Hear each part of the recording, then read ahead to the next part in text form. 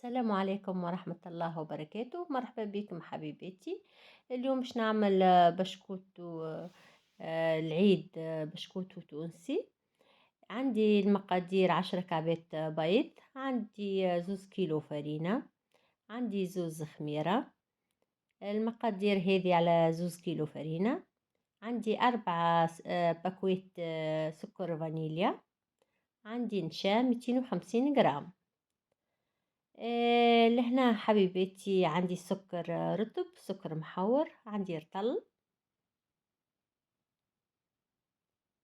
لهنا عندي مورد نعمل نص كاس. عندي رطل زبدة ذوبتها شوي. عندي زيت نباتي باش نعمل كاس. هنا نحرك كعبات البيض متاعيني.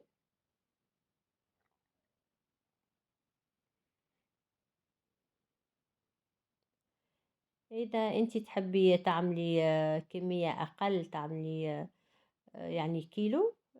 المقادير هذه تقسمها على زوز.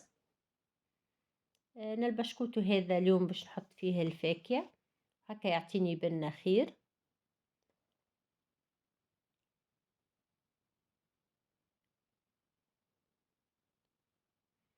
نحرك البيض هكا بطريقة هذه، وتبعوا معايا حبيباتي وشوفوا كيف باش يجي بشكوت متاعنا اليوم.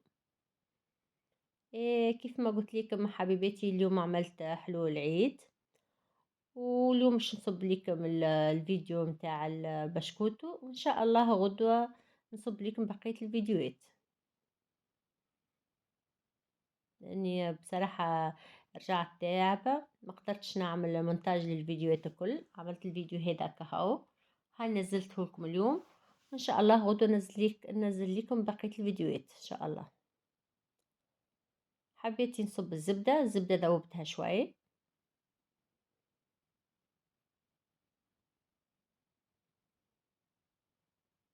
نحركها.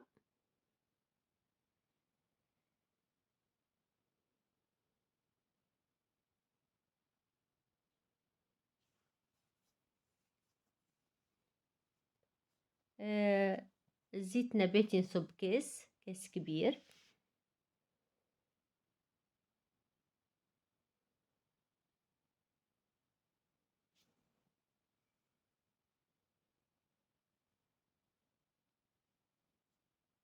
نحركها.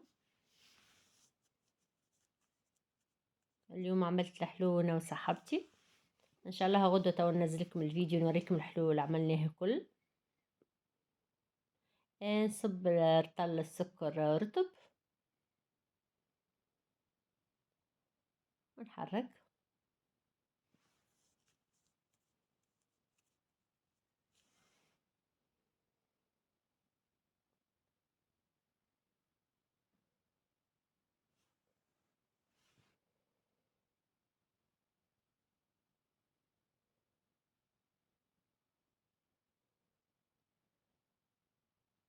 نحركه هكا.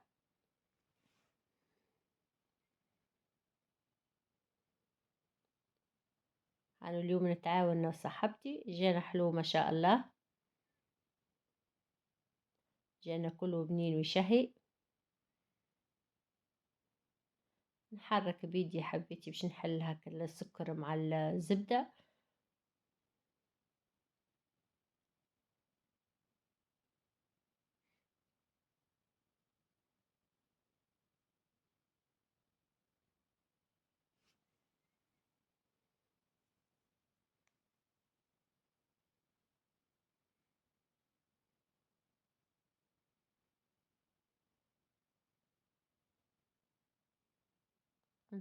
نغرب الفارينة كل. كان عندك صفاية كيف هكا، ولا عندك غربال تغربلي بيه هكا، نصفاها هكا بالطريقة هذه كل. نصب كيلو شوي وبعد نكمل الكيلو الثاني، حتى نكمل 2 كيلو.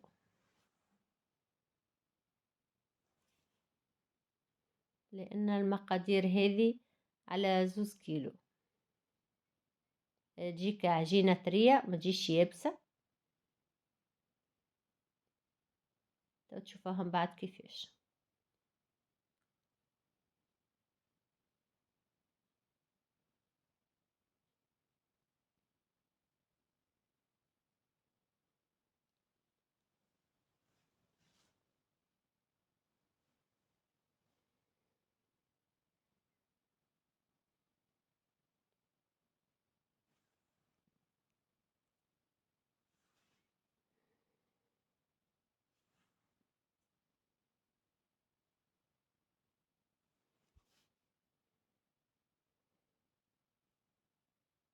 عملت كعابر الفاكهة اليوم، وعملت السمسة.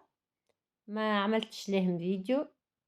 إذا تو غدوة إن شاء الله نوريكم كيف الجو. إذا عجبوكم تو مرة تانية نعاود نعملهم ونصور لكم فيديو إن شاء الله. باهي حبيتي غربلة الفرينة كيف هكا، صب الخميرة هاوين نتعاون وصاحبتي. جينا ما شاء الله حلو. عملنا بالنسبة لليوم عملنا 4 كيلو بشكوتو. أما هاو نوريت لكم المقادير متاع 2 كيلو. وكيف ما قلت لكم انتم إذا تحبوا تعملوا كيلو ديما تقسموا كل شيء على 2.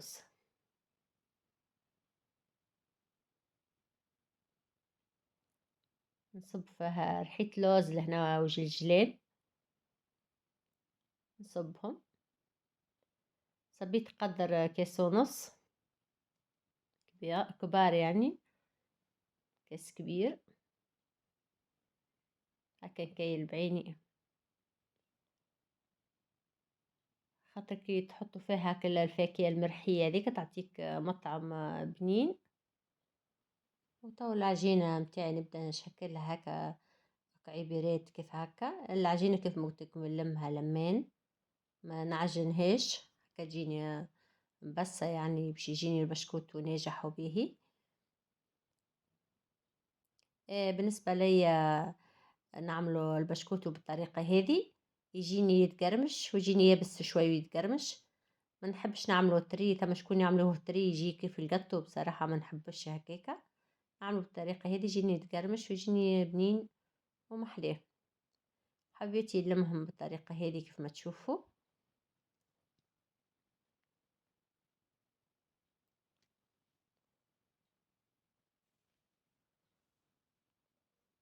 باهي هذه الماكينة متاعي ندهنها بشوية زيت.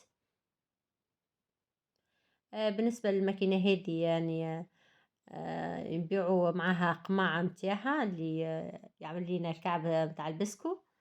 بالنسبة لي ما عنديش، إن شاء الله نروح تونس نجيب.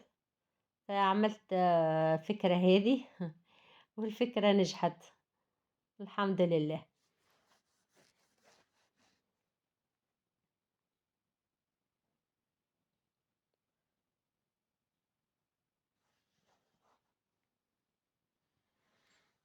باهي وهذا البشكوت متاعي ما شاء الله جابنين ويشرح.